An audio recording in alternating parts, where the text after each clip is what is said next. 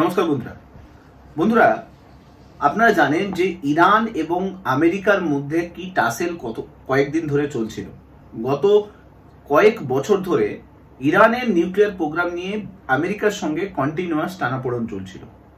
এখন নতুন করে নিউজ আসছে যে ইরানের সঙ্গে চীনের নাকি বন্ধুত্ব বাড়ছে এবং চীন ইরানের ব্যালিস্টিক মিসাইল তৈরি করার জন্য সমস্ত কেমিক্যাল প্রোডাক্ট এবং এক্সপ্লোসিভ সরবরাহ করা স্টার্ট করেছে। তাহলে কি আমরা এটা বলতে পারি যে ইরান পরবর্তীকালে মিডল ইস্টের সব থেকে বড় এবং সব থেকে শক্তিশালী একটা দেশ হয়ে উঠবে এবং পরবর্তীকালে আমেরিকাকে ভয় দেখানোর সমস্ত সাহস ইরান তৈরি করে ফেলতে পারবে? জিও পলিটিক্সে এর কি ইম্প্যাক্ট আসতে পারে? ভারত এতে কিভাবে এফেক্ট হতে পারে? কারণ চীনের বন্ধুত্ব ইরানের সঙ্গে বাড়ছে। সমস্ত কিছু ডিটেলস এই ভিডিওটার মধ্যে থাকবে। ভিডিওটা ভালো লাগলে লাইক করে দেবেন, চ্যানেলটাতে নতুন হয়ে থাকলে সাবস্ক্রাইব করে দেবেন এবং মাস্ট এই ভিডিওগুলোকে শেয়ার করতে ভুলবেন না। দেখুন, ওয়াল স্ট্রিট জার্নাল, সেই ওয়াল স্ট্রিট জার্নালে একটা নিউজ এসছে। সেই নিউজে বলা হয়েছে যে ইরান হংকং বেসড একটা অর্গানাইজেশনের কাছ থেকে, একটা কোম্পানির কাছ থেকে প্রায় 800 ব্যালিস্টিক মিসাইলের জন্য যে পরিমাণে এক্সপ্লোসিভ দরকার হয় সেই পরিমাণে এক্সপ্লোসিভ অর্ডার দিয়েছে। বুঝতেই পারছেন যে এতে চীনের যদি মদত না থাকে, নিশ্চয়ই হংকংয়ের এই পার্টিকুলার কোম্পানি থেকে ইরান কখনো এক্সপ্লোসিভ কিনতে পারবে না। তার মানে আমরা এটা বলতে পারি যে চীন এবং ইরানের মধ্যে একটা সখ্যতা তৈরি হচ্ছে। আপনারা জানেন যে আমেরিকা এবং ইরানের মধ্যে অলরেডি একটা টাসেল কিন্তু চলছে নিউক্লিয়ার প্রোগ্রাম নিয়ে। কারণ নিউক্লিয়ার প্রোগ্রাম ইরান তৈরি করছিল, সেই ইরানের যদি নিউক্লিয়ার প্রোগ্রাম তৈরি হয়ে যায়, মানে নিউক্লিয়ার মিসাইল যদি ইরান টেস্ট করে ফেলে, তাহলে শুধুমাত্র যে আমেরিকা নয়, পুরো মিডল ইস্ট সবকিছুটাই ইরানের আন্ডারে চলে আসবে। কারণ ওইদিকে সৌদি আরব আছে, কাতার আছে, এইদিকে ইসরায়েল আছে, সবাই কিন্তু ইরানের আন্ডারে চলে আসবে। কারণ এদের কারোর কাছে ব্যালিস্টিক মিসাইল নেই। যদি ইরান কোনোভাবে নিউক্লিয়ার টেস্ট করে ফেলে, ব্যালিস্টিক মিসাইল টেস্ট করে ফেলে, তাহলে ইরান কিন্তু মিডল ইস্টের সব থেকে শক্তিশালী কান্ট্রি হয়ে যাবে, সব থেকে শক্তিশালী দেশ হয়ে যাবে। আপনারা জানেন যে ইরানের কিন্তু একটা প্রক্সি অর্গানাইজেশন রয়েছে, তার নাম হচ্ছে হাউদি গ্রুপ। হাউদিরা বেসিক্যালি ইয়েমেন বেসড একটা বলতে পারেন যে অর্গানাইজেশন, যারা বেসিক্যালি ইরানের হয়ে লড়াই করে। সম্প্রতি দেখা গিয়েছিল যখন ইরান এবং ইসরায়েলের মধ্যে লড়াই হচ্ছিল, এই হাউদিরাই সব থেকে বেশি এগিয়ে এসেছিল এবং ইসরায়েলের উপরে কন্টিনিউয়াস অ্যাটাক করেছিল। পরবর্তীকালে ইসরায়েল ইরানের বিভিন্ন জায়গাতে অ্যাটাক করে, এয়ারফোর্স দিয়ে অ্যাটাক করা হয়, এয়ার স্ট্রাইক করে বিভিন্ন জায়গায়, এবং সেই এয়ার স্ট্রাইকে ইরানের অনেক বড় বড় মিসাইল সেন্টার সেগুলো পুরো ধ্বংস হয়ে যায়। এবং যেটা জানা গিয়েছিল যে ইসরায়েল এয়ার স্ট্রাইকের মাধ্যমে ইরানের এয়ার ডিফেন্স সিস্টেম থেকে শুরু করে, ইরানের মিসাইল সেন্টার থেকে শুরু করে, বড় বড় ব্যালিস্টিক মিসাইল যে সমস্ত জায়গায় ছিল সেই সমস্ত জায়গায়ও অ্যাটাক করেছিল, এবং যার কারণে ইরান পুরোটাই প্রায় বলতে পারেন নিরস্ত্র হয়ে গিয়েছিল। তো ইরানের কাছে এই মুহূর্তে দাঁড়িয়ে যদি দেখেন, সেই মতো করে না মিসাইল ডিফেন্স সিস্টেম রয়েছে, না হচ্ছে মিসাইল সিস্টেম রয়েছে, ব্যালিস্টিক মিসাইল সিস্টেম রয়েছে, এবং অলসো এয়ার ডিফেন্স সিস্টেমও ইরানের কিন্তু চলে গিয়েছিল। এবং এতে সব থেকে বেশি সাহায্য কে করেছিল? ইসরায়েলকে এই সমস্ত কাজকর্ম করতে সাহায্য কে করেছিল? আমেরিকা করেছিল। কারণ আমেরিকা কখনো চায় না যে ইরান মিডল ইস্টে অনেক বড় কান্ট্রি হিসেবে উঠে আসুক, মিডল ইস্টে বাকি কান্ট্রিদেরকে ডমিনেট করুক, এটা আমেরিকা কখনো চায় না। আমেরিকা চায় ইসরায়েল থাকুক, আমেরিকা চায় সৌদি আরবকে ভালো করে কাছাকাছি নিতে, ইউএই কে কাছাকাছি নিতে, কিন্তু ইরানকে নয়। তো এবার যদি দেখেন যে বর্তমানে দাঁড়িয়ে আপনারা যদি জিও পলিটিক্সটাকে একটু ভালো করে বোঝেন, তাহলে বুঝতে পারবেন যে আমেরিকা এবং চীনের মধ্যে একটা টাসেল, ট্রেড ওয়ার কন্টিনিউয়াস চলছিল। যবে থেকে ডোনাল্ড ট্রাম্প এসছে তবে থেকেই কিন্তু চীনের সঙ্গে আমেরিকার যে সম্পর্ক, সেই সম্পর্ক অনেকখানি আঘাত এসছে।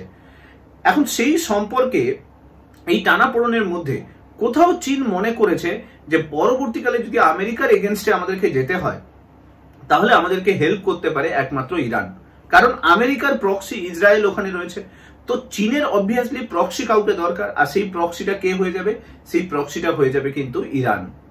তাই জন্যই ইরান এই মুহূর্তে যে ব্যালিস্টিক মিসাইলের অর্ডার দিয়েছে, সেই ব্যালিস্টিক মিসাইল যেটা বলা হচ্ছে, ওয়াল স্ট্রিট জার্নালের রিপোর্ট আসছে, সেই রিপোর্টে বলা হয়েছে যে টোটাল যে পরিমাণ ব্যালিস্টিক মিসাইল ইরান এই মুহূর্তে ইম্পোর্ট করছে চায়না থেকে, সেটা প্রায় 800 ব্যালিস্টিক মিসাইল তৈরি করা যেতে পারে।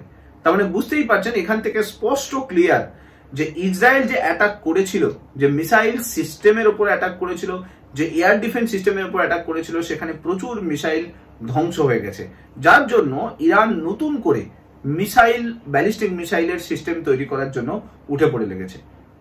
এখন দেখার বিষয় যে ইরান পরবর্তীকালে কি করতে পারে। দেখুন, ইরানকে যদি দেখেন ভালো করে, তো ইরান যতবারই প্রক্সি ওয়ার করেছে, যেরকম আপনারা জানেন যে হাউদিদের নিয়ে অ্যাটাক করেছে ইসরায়েলের উপরে, এছাড়া আপনারা জানেন যে লেবানন থেকে যে গ্রুপ, লেবাননের যে বিভিন্ন প্রক্সি ওয়ার গ্রুপ রয়েছে, তারা বিভিন্ন সময় ইসরায়েলের উপর অ্যাটাক করেছে।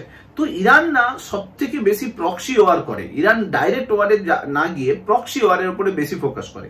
আপনারা শুনেছেন নিশ্চয়ই, অপারেশন সিন্দুর যখন ভারতের তরফ থেকে চলছিল, তখনও বলা হচ্ছিল যে টার্কি হেল্প করতে পাকিস্তানের কাছে চলে এসেছিল, এবং টার্কি যে ড্রোন সিস্টেম, সেই ড্রোন সিস্টেম পাকিস্তানকে দিয়েছিল।